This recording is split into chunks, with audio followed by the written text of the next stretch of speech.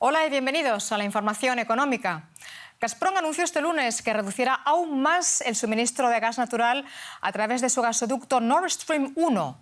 La empresa estatal rusa tiene previsto recortar un 20% adicional el flujo de gas a Europa a partir de este miércoles. Recordemos que Gazprom ya redujo el suministro en un 60% el pasado mes de junio de Rusia a Alemania. La empresa rusa alega que la reducción se debe a la necesidad de realizar reparaciones técnicas. Sin embargo, el gobierno alemán interpreta que es un pretexto para presionar a Occidente en el marco del conflicto de Ucrania. Los precios del petróleo y el gas subieron en una jornada muy volátil. Nos lo cuenta José David Navarro desde la Bolsa de Frankfurt. Hola, ¿qué tal? Pues después de conocer la noticia, por ejemplo, los precios del gas aquí en Europa, el contrato que utilizamos de referencia se disparaba un 12% y además veíamos, por ejemplo, aquí en Frankfurt, como la bolsa alemana se daba la vuelta y caía en torno a un 0,33%. Como decíais, era una noticia ha sido una sorpresa, pero sobre la que Putin ya había amenazado la semana pasada desde Irán de recortar aún más el flujo de gas hacia Alemania, un flujo que en realidad lleva cayendo desde el mes de junio. Inicialmente el motivo era la reparación de esa turbina que estaba en Canadá debido a las sanciones, y aunque Alemania, el gobierno alemán, no dio credibilidad a esa versión, decidió colaborar e intervenir para traer esa turbina desde Canadá para, según el gobierno, no dar más pretextos a Rusia para un nuevo recorte del gas. Finalmente, como estamos comentando, ha ocurrido y bueno, pues esto pone de nuevo en alerta, ¿no?, aquí en Alemania y a toda Europa por las consecuencias que esto podría tener si no se consigue de nuevo aumentar el flujo de gas. La Reserva Federal de Estados Unidos se reúne esta semana para proceder a un nuevo incremento de tasas. Su objetivo es enfriar la economía para contener la inflación y al mismo tiempo intentar evitar una recesión. Se trata de un equilibrio delicado. Y es que el organismo debe intentar que una desaceleración voluntaria de la actividad económica no sea demasiado fuerte para no golpear al mercado laboral. Actualmente, los tipos de interés se mantienen entre 1,50 y 1,75%, después de 2 años de tasas prácticamente en cero. Conectamos ahora con Jesús García en Nueva York. Jesús, pues sí, un delicado equilibrio el que tiene que hacer ahora la FED. Háblanos de esos factores que tiene que tener en cuenta y qué se espera. En efecto, hay un creciente debate sobre lo que debe o no hacer la Reserva Federal esta semana. Hay dos posturas muy claras sobre un alza de interés con base en 75 puntos y una postura con base en 100 puntos. El temor sobre la primera es que la Fed se quede muy corta para enfrentar la inflación y la segunda, que sea demasiado grande y provoque más problemas. Entonces, pues están en ese debate. Ayer la secretaria Janet Yellen habló sobre estas problemáticas y destacó evidentemente la decisión de la Fed, pero también habló de otra problemática porque ha habido cuestionamientos si Estados Unidos o no está en recesión. Y la secretaria Yellen afirma que no. Evidentemente, ella está en lo cierto cuando señala que la Oficina Nacional de Investigación Económica no ha dicho que hay recesión en Estados Unidos. Pero recordemos que esta oficina regularmente señala que se está en recesión cuando ya la recesión está muy avanzada o prácticamente ha pasado. Así es que hay una discusión sobre eso. La secretaria Yellen también destaca varios aspectos. El empleo está, digamos, de una cierta forma como estable y con cierta tendencia, digamos, a la alza, pero no dice que también las solicitudes de desempleo están aumentando y está empezando a tener una curva ascendente que, bueno, ya la vimos marcada desde la semana pasada y ya lleva 3 semanas así. También el precio de los energéticos empiezan a bajar, pero no tanto. Estamos, por ejemplo, en el caso de la gasolina, hablando de $4.90 por galón, pero lejos de los $3.31 de enero de este año. Yellen reconoce que el Producto Interno Bruto podía bajar nuevamente, como ya bajó en el primer trimestre 1.6%. Entonces, digamos, todos estos elementos suman al debate sobre si hay o no recesión. Por eso es tan importante ver la decisión de la Reserva Federal. Así es, y el incremento de la inflación en Estados Unidos está teniendo ya un impacto en las economías de América Latina. ¿Esto podría empeorar?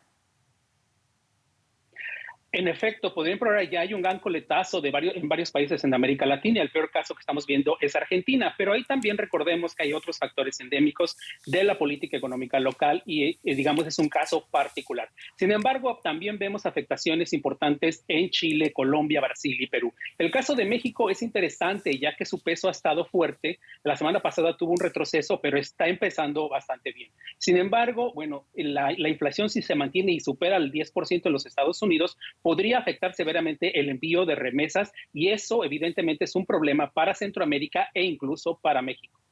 Jesús García, muchas gracias por este análisis. La ola de calor se extiende por toda Europa. En Italia, por ejemplo, numerosas ciudades, entre ellas Roma, han decretado la alerta roja ante picos de temperatura de 40 grados y el aumento de los incendios. Para la agricultura, esta situación climática es desastrosa.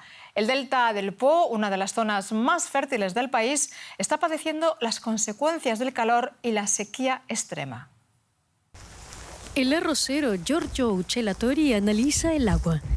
Teme que a consecuencia de la sequía extrema se haya filtrado en sus cultivos agua salada. Todos los agricultores de la zona tienen aparatos para medir la salinidad. La alta salinidad se manifiesta en la espuma. Tenemos que controlarla. De ser necesario, tendríamos que cerrar la entrada de agua. Sus campos de arroz deberían estar inundados. El terreno de Giorgio está en el delta del Po, una de las zonas más fértiles de Europa. Pero desde noviembre no llueve suficiente y el río Po está bajo mínimos. Esto nos preocupa, porque la escasez de arroz se está convirtiendo en un problema para toda la cadena de producción arrocera. El nivel del río Po nunca había estado tan bajo como este año. Cuando la presión del agua en el río desciende, el agua marina se adentra varios kilómetros río arriba y saliniza el agua dulce. Las medidas preventivas no han servido de nada. El agua del mar ha llegado repetidamente al río. Otra solución son los lagos artificiales para recoger el agua del río o de la lluvia, pero hay muy pocos. Actualmente en Italia el 90% del agua de lluvia no se recoge. La Asociación Nacional para el Consumo de Agua demanda 10.000 lagos más.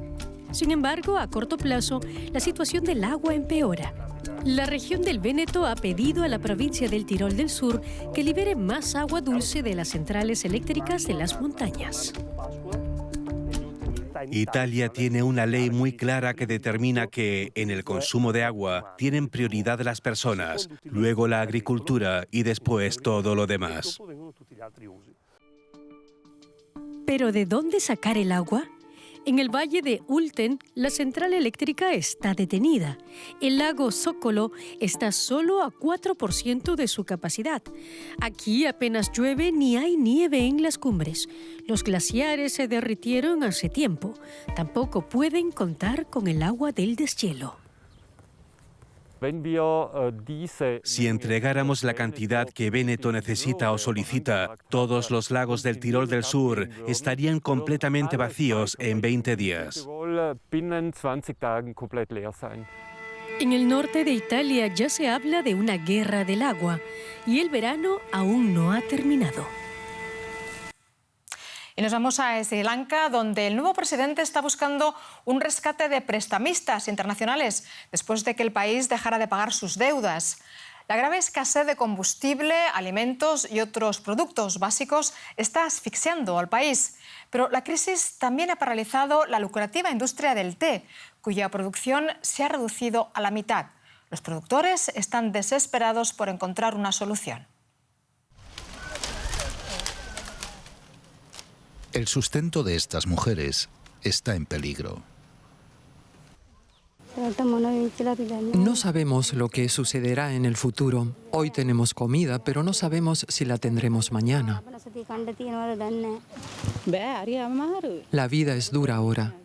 Este mes lo lograremos, pero no sabemos cómo será el próximo mes. La industria del té en Sri Lanka ha exportado té de Ceilán a todo el mundo desde antes de la Primera Guerra Mundial. Ahora lucha por mantenerse a flote. Estos recolectores de té podrían perder pronto su trabajo. La escasez de combustible y los cortes de energía afectan a diario la producción de las fábricas. A causa de los cortes de energía prolongados, las hojas de té cosechadas se marchitan y quedan inservibles. Estos son apenas los problemas más recientes de la industria. Hace 3 años el entonces presidente prohibió los fertilizantes químicos con la esperanza de convertir la industria en orgánica, pero eso provocó un colapso de la producción. No sabemos lo que sucederá con nosotros. Lo sufriremos desde arriba hacia abajo debido a todos estos problemas. ¿A qué le teme? ¿Qué es lo peor que podría pasar? Que el mundo pierda el té de Ceilán. Para las miles de personas que trabajan en las plantaciones de té, los salarios ya son desesperadamente bajos. Si llegan a perder los pocos ingresos que obtienen, les resultará aún más difícil llegar a fin de mes. Y para terminar, la economía venezolana creció un 12,3% en el primer semestre de 2022, respecto al mismo periodo del año pasado, cuando registró una contracción del 28%.